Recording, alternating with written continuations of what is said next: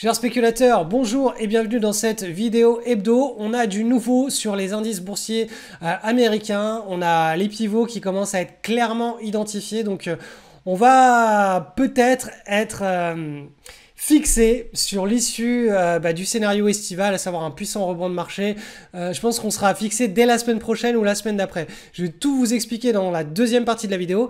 Dans la première partie de la vidéo, vous allez voir la dichotomie qui est en train de se passer entre le dollar et tout le reste des devises à travers le monde. On a eu un puissant signal en trimestriel sur le dollar index, donc dollar face à un panier de devises, et vous allez comprendre pourquoi ça impacte directement l'or. Pourquoi est-ce que l'or reste très bien orienté quand il est coté face aux différentes devises à travers le monde, et pourquoi face au dollar c'est un petit peu plus compliqué. On est dans un scénario où on a beaucoup plus de volatilité et un cycle qui est en train de se mettre en place sur une unité de temps supérieure.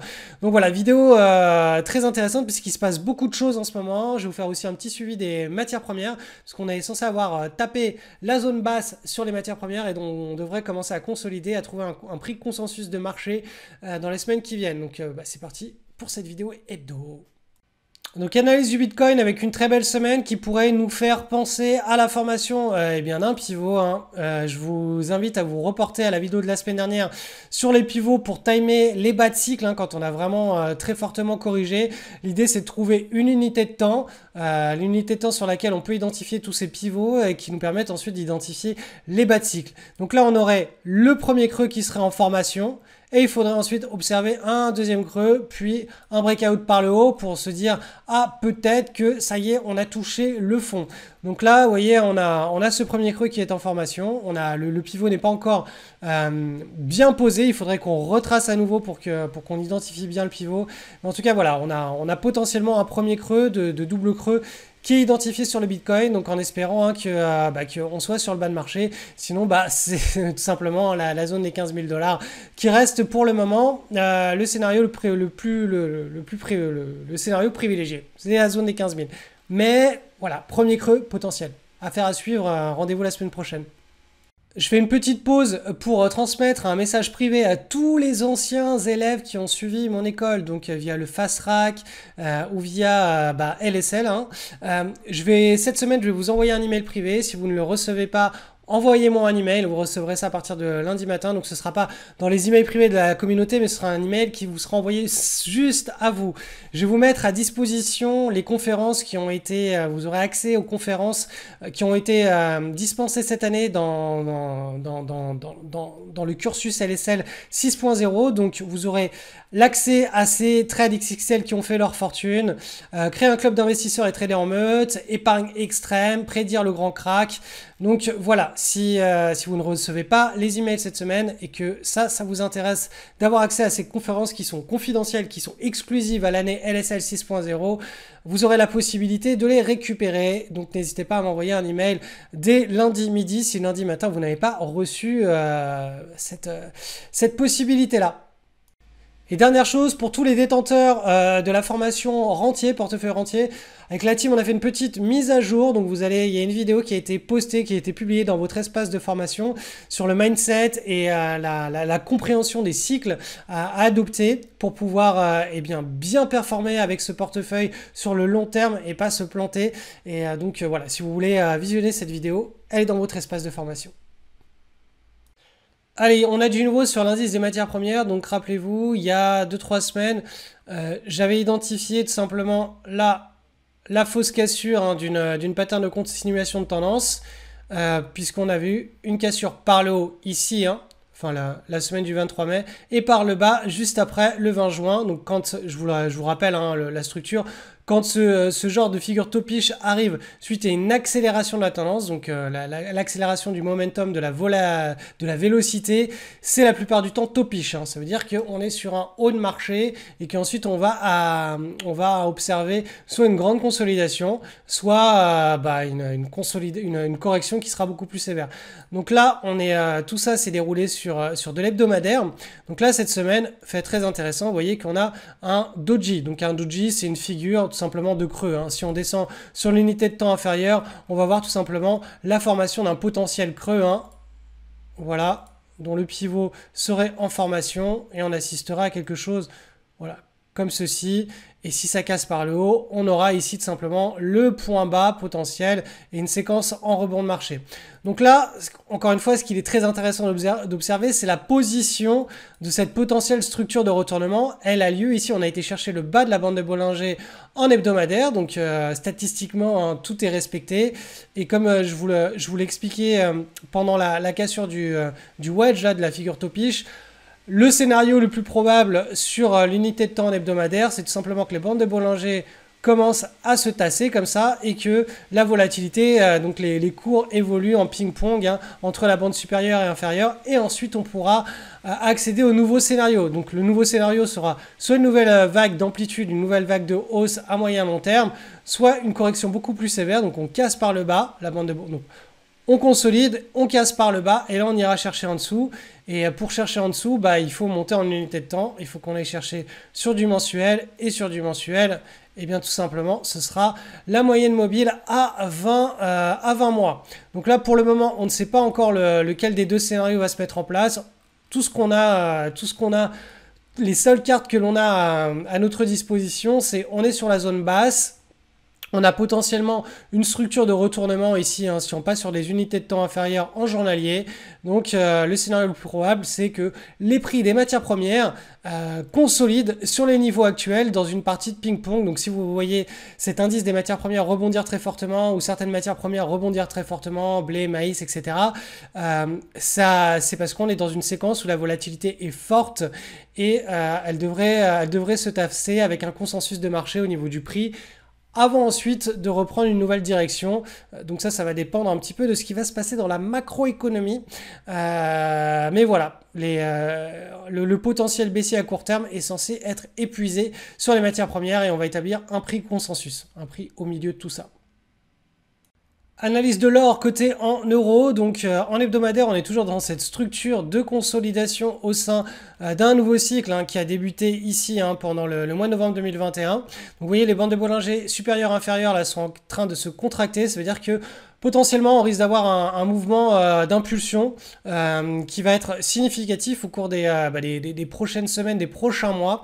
Donc si on casse par le bas cette figure de consolidation, je vous ai mis hein, l'amplitude du mouvement, on pourra aller chercher voilà, ces niveaux-là, donc qui correspond en fait hein, à la zone, si vous regardez, hein, c'est la zone du grand support ici qui a déclenché le nouveau cycle. Donc on est allé jusqu'ici, on pourrait redescendre et aller chercher la zone qui a déclenché le cycle. Et puis bien entendu, si on casse par le haut, bah là on pourrait rentrer dans dans une séquence de climax run, c'est-à-dire une accélération des cours avec des patterns, donc des pauses, des marches d'escalier de plus en plus petites. Donc là pour le moment, on n'en sait rien. Le scénario le plus probable, et puisqu'on est dans une dynamique haussière et d'un nouveau cycle haussier sur l'or, c'est tout simplement la continuation de la tendance haussière hein, sur l'or côté contre de l'euro, puisque l'euro se dévalue très fortement. Alors, avant de vous faire l'analyse de l'or coté en dollars, je fais l'analyse du dollar face à un panier de devises qui a une poussée inflationniste très très forte cette semaine. Regardez, ça c'est le dollar face à toutes les devises du monde entier. Plus 1,82% en une semaine. Vous voyez que le dollar, hein, il est vraiment dans un mouvement en pleine accélération, ce qu'on pourrait appeler un mouvement de climax run. On ne sait pas quand est-ce que ça va se terminer. En tout cas, voilà, si on regarde en hebdomadaire, ça commence à prendre en momentum, en vélocité. Et rappelez-vous, ces mouvements-là, ils se terminent d'une certaine manière avec des figures topiches. C'est exactement ce qu'on avait vu sur le Bitcoin l'année dernière. C'est là où j'avais identifié, enfin moi j'avais revendu tous mes Bitcoins. C'est là où on a identifié le potentiel top moyen terme sur les matières premières auxquelles on a assisté il y a 2 semaines. Et probablement hein, le dollar rentrera en consolidation ou en correction très forte une fois qu'on aura atteint, on aura fait une figure topiche. Donc là, si actuellement on est dans une figure topiche, ce qui m'étonnerait, hein, ça voudrait dire que là, ce breakout là, auquel on assiste, qui est censé lancer l'accélération, il faudrait qu'il y ait un échec et que ça reparte vers le sud. Et à ce moment-là, toute cette dynamique là à laquelle on a observé de climax run serait rompu et on pourrait assister à une grosse consolidation du dollar. Pour le moment, on n'est pas du tout dans cette logique. Hein. Pour le moment, on est plutôt dans le scénario d'une accélération de la hausse. Donc le dollar est en train de se renforcer très très fortement. Donc voilà, devise de remboursement des dettes, devise de règlement des matières premières, devise flight to quality quand on a peur d'une guerre, d'une inflation, de tout ce que vous voulez. On va aux États-Unis. Devise qui rémunère sa devise bien plus que l'euro. Donc on revend ses euros, on achète des dollars. Voilà, cette devise, c'est la devise où tout le monde va se planquer quand tout le monde a peur et quand il y a des problèmes à travers le monde. Donc voilà, hein, ça pousse très fort le dollar. Autre chose intéressante, en trimestriel, je vous l'avais présenté ce graphique, hein, on a clôturé le trimestre au 1er juin. Et on a le signal. Là, on a le signal d'impulsion du dollar. Donc, vous voyez, le dollar a consolidé depuis janvier 2015 jusqu'à avril 2022. Donc, le trimestre de l'année 2015, premier trimestre de l'année 2015, jusqu'au deuxième trimestre de l'année 2022. Il n'a pas bougé. Il était dans un range. Vous voyez bien, les bandes de Bollinger étaient stables. On a cassé une figure ici en triangle. On a cassé la bande de Bollinger supérieure, boum, on est dans un mouvement où, alors à l'époque quand je vous l'avais présenté, on avait 22% de potentiel de hausse, d'appréciation du dollar. Là, on est davantage sur voilà, de l'ordre de plus 15% encore d'appréciation du dollar avant d'arriver sur une zone dure, avant d'arriver sur une zone de résistance. Donc, vous voyez là la dynamique haussière du dollar. Elle est quand même forte hein, sur les prochains trimestres et les prochaines années. On peut très bien arriver sur ces niveaux-là très rapidement. En l'espace de 2-3 trimestres, si on a une très forte accélération et qu'il se passe des choses pas très propres dans le monde entier. Mais voilà, c'est le pourquoi du comment. Vous allez comprendre pourquoi est-ce que l'or coté en dollars est en train de baisser alors que l'or coté face à l'ensemble des devises du monde entier ne baisse pas. Donc voilà, on est sur l'or coté en dollars, vous le voyez sur le mensuel, on a le mois de juillet qui débute très très mal. On est parti en gros de la partie de ping-pong, hein, bande de Bollinger supérieure, bande de Bollinger inférieure. Là, la chose la plus importante à retenir, hein, c'est que la bande de Bollinger supérieure, ici, on avait une incursion là, pendant le mois de mars 2022. Et ensuite, on est revenu à l'intérieur, on n'a pas clôturé au-dessus, donc on n'a pas eu le signal de top départ d'un mouvement fort sur l'or côté contre du dollar. Donc là, on est toujours dans la formation hein, d'une grande marge d'escalier, d'une grande consolidation en mensuel. Donc là, on se dirige davantage vers la bande de Bollinger inférieure qui correspond aussi à une zone de support. Bien entendu, hein, si on venait à casser par le bas, on aurait une retrace assez forte. Hein, on pourra aller chercher le support ici. Hein, le support, c'est exactement le même hein, que sur leur côté en euros. Hein, c'est celui qui a déclenché le grand bull market, sauf que lui, il a été déclenché sur l'or en juin 2019. Et tout simplement, si on rebondit sur le support actuel, on est toujours dans la séquence hein, d'un grand triangle comme ça, chartiste, et avant une envolée très forte de l'or. Quand le dollar ne sera plus en la faveur de tous les investisseurs du monde entier. Donc voilà, que dire de plus, l'image en trimestriel, on est toujours dans cette consolidation, hein, c'est la même que celle que l'on voit ici en mensuel. Et en hebdomadaire, on voit bien la cassure cette semaine ici. Hein, si on trace d'un point de vue chartiste, on a un triangle, on a cassé ici, donc on se dirige vers cette zone de support. Hein, donc avec un potentiel de baisse sur le court terme de l'ordre de moins 3,5%. Et après, on verra davantage hein, si c'est une séquence baissière et qu'on va chercher beaucoup plus bas, ou si on est vraiment dans la structure en mensuel, ici, d'une partie de ping-pong, et c'est celle hein, qui prédomine, hein, puisque c'est ici que la marge d'escalier se forme, c'est sur le mensuel. Donc c'est vraiment ce scénario sur ces bandes de Bollinger là que l'on doit favoriser dans le déroulé de ce qui se passe sous nos yeux pour pas avoir trop de bruit de marché, pour pas avoir des signaux haussiers, baissiers. Vraiment voilà, vous voyez, là on a eu un signal de hausse ici. Boum, c'est parti. Là, on attend toujours le signal de hausse avec une clôture en mensuel au-dessus de la bande de Bollinger supérieure pour relancer le cycle et avoir quelque chose de très significatif sur plusieurs trimestres.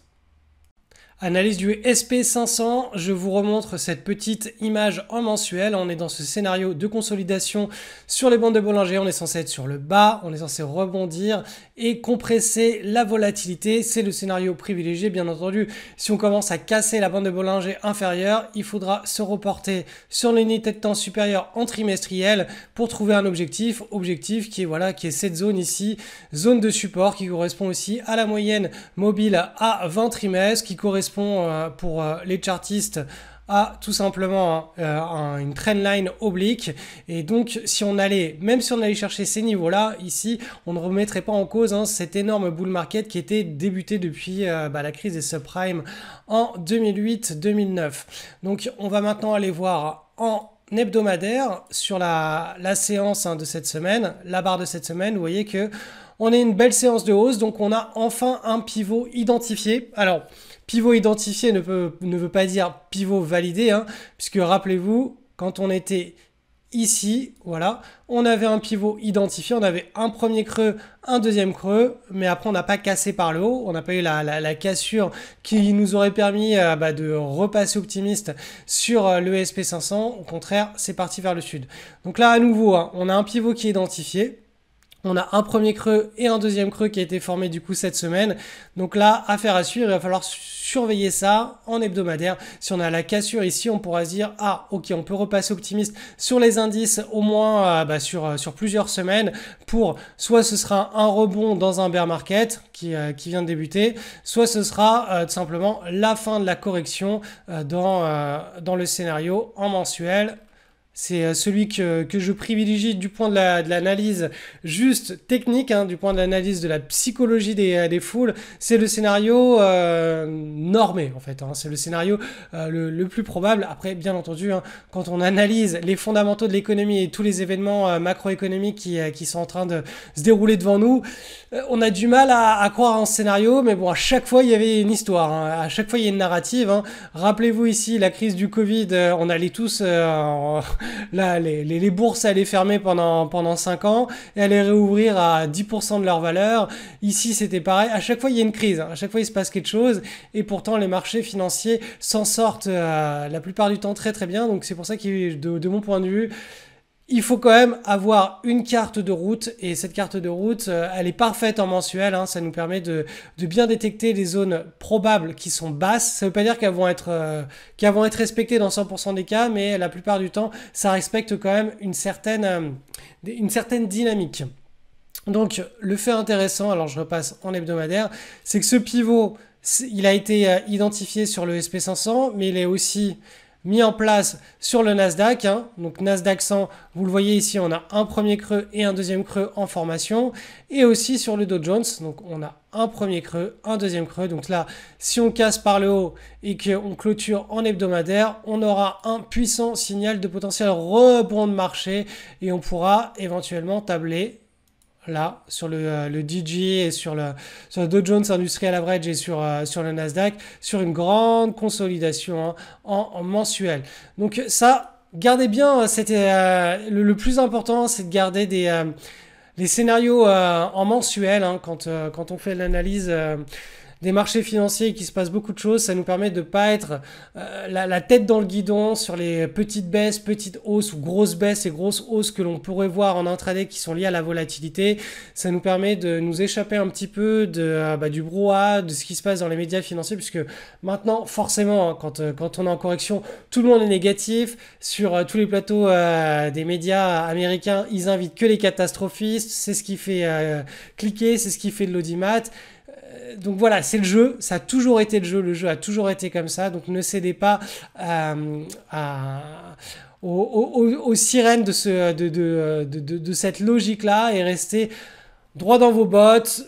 L'analyse de la psychologie des foules est un excellent complément à tous ceux qui font de la macroéconomie et de l'analyse fondamentale. Donc pour le moment, voilà, on est plutôt censé être sur la zone basse que sur la zone haute et d'avoir un crack boursier derrière. C'est pour le moment cette semaine l'image que l'on a de la psychologie des foules.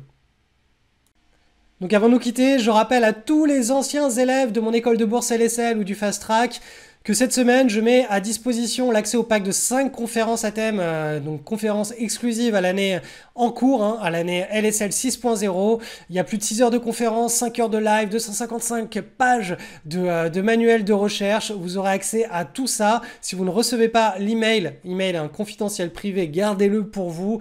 Envoyez-moi un email ou avec la team, on vous répondra et on vous donnera tout simplement l'accès à cette page pour récupérer tout ça.